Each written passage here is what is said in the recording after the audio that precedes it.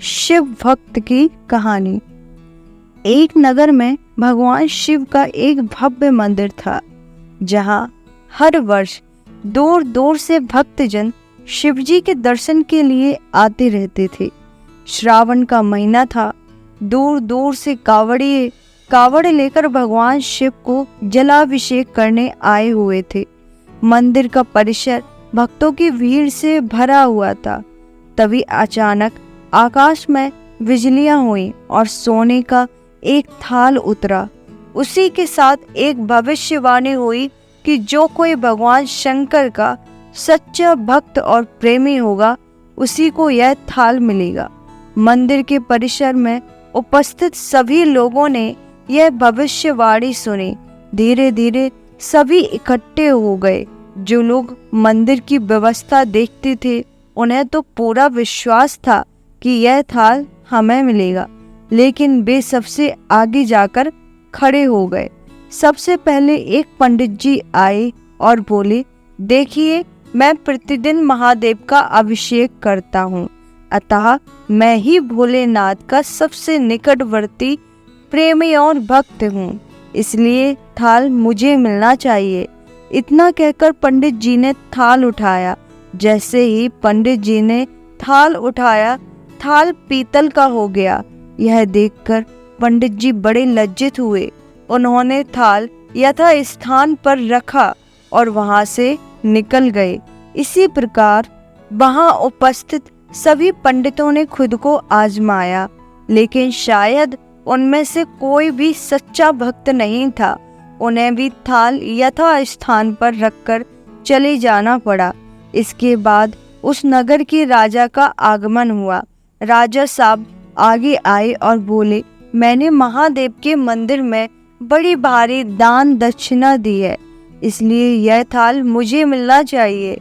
इतना कहकर राजा आगे बढ़े और थाल उठाया। जैसे ही राजा ने थाल उठाया, थाल तांबे का हो गया। यह देखकर महाराज भी लज्जित हुए। थाल यथा स्थान रखकर एक तरफ खड़े हो गए।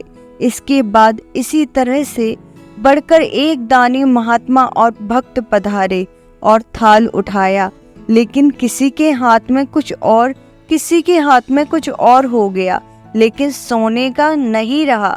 तब लोगों को पता चला कि हम में से कोई भी महादेव का सच्चा भक्त नहीं है।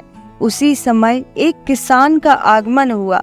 वो बेचारा महीनों बाद आज चातुर्मास के सोमवार के शुभ अवसर पर शिवजी के दर्शन करने आया था। गरीबी और गृहस्थी के बोझ तले दबा दिन रात खेतों में मेहनत मजदूरी करके अपना और अपने परिवार का गुजारा करता था। अभी रास्ते में आ ही रहा था कि कोई भिखारी मिल गया और कुछ खाने को मांगने लगा। इस किसान को दया आ गई। अपने खाने के लिए जो खाना लाया था, वो उसने उस भिखारी को दे दिया। थाल के बारे में किसान ने भी सुना था, लेकिन इसने उस ओर कोई ध्यान ही नहीं दिया। सीधा मंदिर में गया और महादेव का पूजन करके बाहर आ गया। परिक्रमा करके जाने लगा तो तभी पीछे से एक व्यक्ति बोला, भाई, तुम भी थाल उठाकर देख लो, हो सकता है तुम ही वह सच्चे भक्त हो जिसके लिए यह थाल आया है। किसान को लगा वह व्यक्ति उसका मजाक बना रहा है। किसान ने हंसते हुए कहा, भाई, मैं तो कभी कोई पूजा पाठ भी नहीं करता, महीनों में एकाध बार मंदिर आ पाता हूँ, मैं काय का सच्चा भक्त। वह अजनबी बोला, भाई, हम तो देख चुके हैं, हमारी भक्ति तो 2 कौड़ी की भी नहीं है। अब तुम भी अपना हाथ लगाकर देख लो, सोने का थाल मिले ना मिले, किंतु पता चल जाएगा कि तुम्हारी भक्ति में कितनी सच्चाई है। लोगों की बहुत आग्रह करने पर आखिरकार उस भोले भाले किसान ने जाकर थाल उठा ही लिया। जैसे ही उसने थाल उठाया, लोगों के आश्चर्य का ठिकाना नहीं रहा। सोने की थाल रोशनी से चमक चमाने लगा।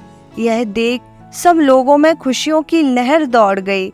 सभी लोग उसके जयकारे लगाने लगे और पूछने लगे कि भाई, तुम ही सच्चे भक्त हो, अब हमें भी बता दो कि कैसी भक्ति करते हो जिससे महादेव तुमसे इतने प्रसन्न हैं।